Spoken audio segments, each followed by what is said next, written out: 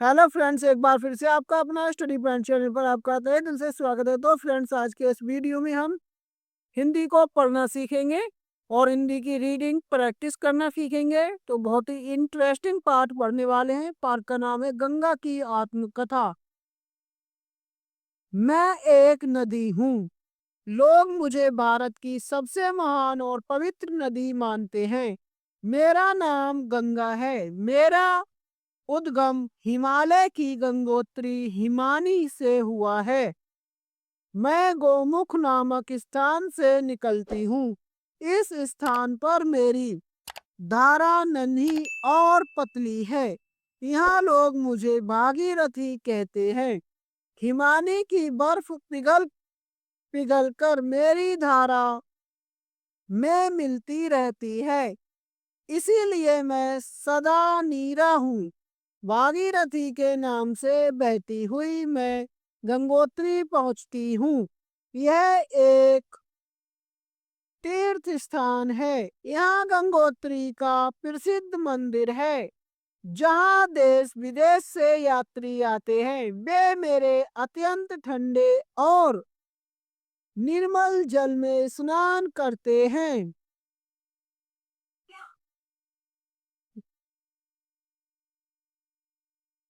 नहा धोकर वे मंदिरों में मेरी मूर्ति की पूजा करते हैं।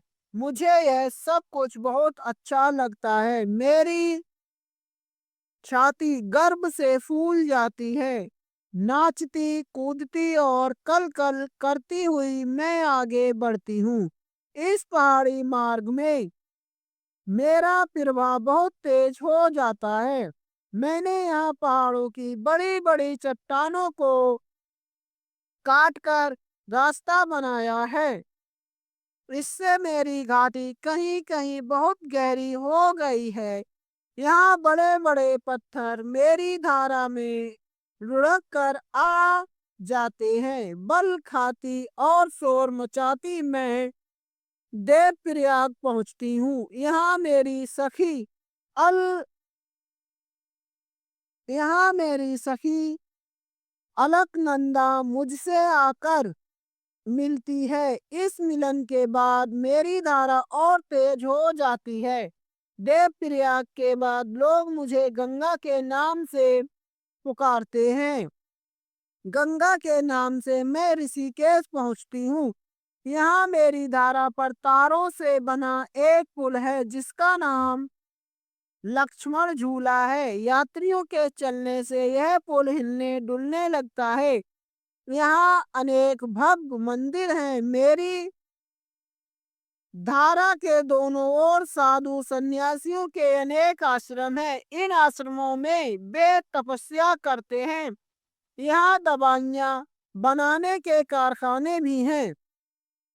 ऋषिकेश के बाद मैं हरिद्वार पहुंचती हूँ। यह एक बहुत प्रसिद्ध तीर्थ स्थान है। हरिद्वार में पूरे साल मेरे तट पर कोई ना कोई मेला रहता है, लेकिन इनमें कुंभ का मेला सबसे बड़ा होता है। यह प्रत्येक बार है वर्ष बाद लगता है। कुंभ के मेले में देश के कोने कोने से लाखों लोग आते हैं। हरिद्वार में मेरी धारा से एक नहर निकाली गई है। लोग इसे गंगा नहर कहते हैं। इस नहर से लाखों हेक्टेयर भूमि की सिंचाई होती है। हरिद्वार में बिजली की भारी मशीनें बनाने का कारखाना है। इस कारखाने को चलाने के लिए मैं ही पानी देती हूँ। हरिद्वार के बाद मैं मैदानी भाग में प्रवेश करती हूँ। यहाँ मेरी धारा की गति मंद हो जाती है। धीरे धीरे बहती हुई मैं कानपुर पहुँचती हूँ। कानपुर उत्तर प्रदेश का प्रसिद्ध औद्योगिक नगर है। इस नगर में कपड़ा बनाने और चमड़े की वस्तुएं बनाने के अनेक कारखाने हैं। ये कारखाने ढेर सारा गंदा पानी मेरी धारा में डाल देते हैं। कानपुर से चलकर मैं इलाहाबाद पहुंचती हूँ। इस नगर को लोग प्रयाग भी कहते हैं। यही यमुना और सरस्वती से मेरा संगम होता है। संगम पर प्रत्येक 12वें वर्ष कुंभ का मेला लगता है। इस मेले में देश विदेश से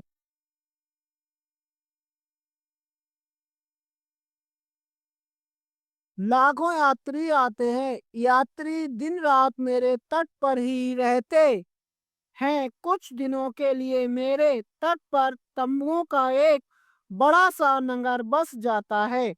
प्रयाग से मैं फिर आगे बढ़ती हूँ।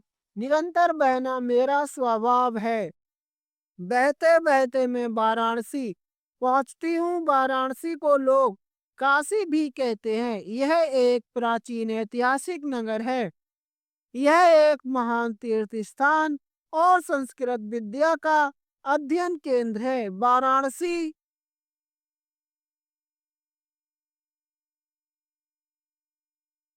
के बाद घाघरा, गंडक, कोसी, सोन आदि कई नदियां मुझ में समा जाती हैं। अब मेरा पाठ बहुत चौड़ा हो जाता है। उत्तर प्रदेश की तरह बिहार में भी मैं कई प्रमुख शहरों से बहती हुई आगे बढ़ती हूँ। मेरे तट पर स्थित पटना एक प्राचीन नगर है। पाटलिपुत्र, कुसुमपुर, पुष्पपुर, अजीमाबाद जैसे कई नामों से यह शहर जाना जाता रहा है। यहाँ छोटी पटन देवी और बड़ी पटन देवी का विख्यात मंदिर है। सिखों के 10वें गुरु गोविंद सिंह का जन्म स्थान पटना सिटी यही है। इनके जन्म स्थान पर अब हर मंदिर साहिब नामक एक भव्य गुरुद्वारा है। वर्तमान में यह नगर बिहार राज्य की राजधानी है। पटना से आगे बढ़कर मैं मुंगेर होते हुए भारत के एक अन्य प्राचीन नगर भागलपुर पहुंचती हूँ। प्राचीन काल में यह अंग जनपद और चंपानगर के नाम से प्रसिद्ध था। वर्तमान में यह शहर रेशम उद्योग का प्रमुख केंद्र है। मेरे तट पर बूढ़ानाथ और अजगैबीनाथ का प्रसिद्ध शिव मंदिर है, जहां दूर दूर से तीर्थ यात्री दर्शन करने आते हैं। श्रद्धालु सुल्तानगंज से मेरा पावन जल लेकर 105 किलोमीटर दूर स्थित 12 ज्योतिर्लिंगों में से एक देवघर के शिव मंदिर में चढ़ाते हैं। भागलपुर के नजदीक ही मंदार पर्वत है, जिसे मथनी बनाकर समुद्र मंथन किया गया था। बिहार राज्य से बहती हुई मैं पश्चिम बंगाल में पहुंचती हूँ। पश्चिम बंगाल में मैं दो धाराओं में बट जाती हूँ। पूर्व की ओर मुख्य धारा बांग्लादेश में चली जाती है। दूसरी धारा दक्षिण की ओर मुड़कर बंगाल की खाड़ी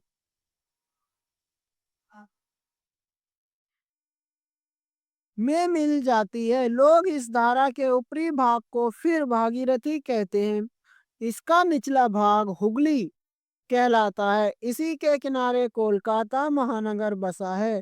कितनी अजीब बात है कि भारत की प्रमुख नदी होते हुए भी मेरा एक नाम नहीं है।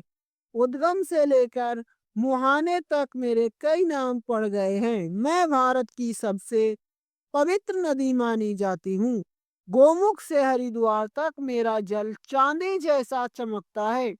मेरी धारा में पड़ा सिक्का भी दूर से दिख जाता है। लेकिन मुझे दुख है कि कानपुर के बाद मेरा जल बहुत गंदा हो जाता है। मुझे प्रसन्नता है कि लोगों का ध्यान अब इस गंदगी की ओर गया है। भारत सरकार ने मेरे जल को शुद्ध करने का बीड़ा उठाया है। सरकार का एक पूरा विभाग इस काम में लगा है। मुझे उस दिन की प्रतीक्षा है जब मेरा जल शुद्ध हो जाएगा और गोमुख से लेकर सागर तक मेरा जल चांदी जैसा चमचम करेगा। तो फ्रेंड्स, उम्मीद करता हूँ ये वीडियो आपको पसंद आई होगी। वीडियो पसंद आई हो तो वीडियो को लाइक करें, शेयर करें और चैनल को सब्सक्राइब करें, ताकि आने वाला नेक्स्ट वीडियो आप तक आसानी से पहुंच सके और आप सीख सकें। लिखना और पढ़ना आपका अपना स्टडी पॉइंट चैनल के माध्यम के साथ। इसी के साथ मिलते हैं नेक्स्ट वीडियो में।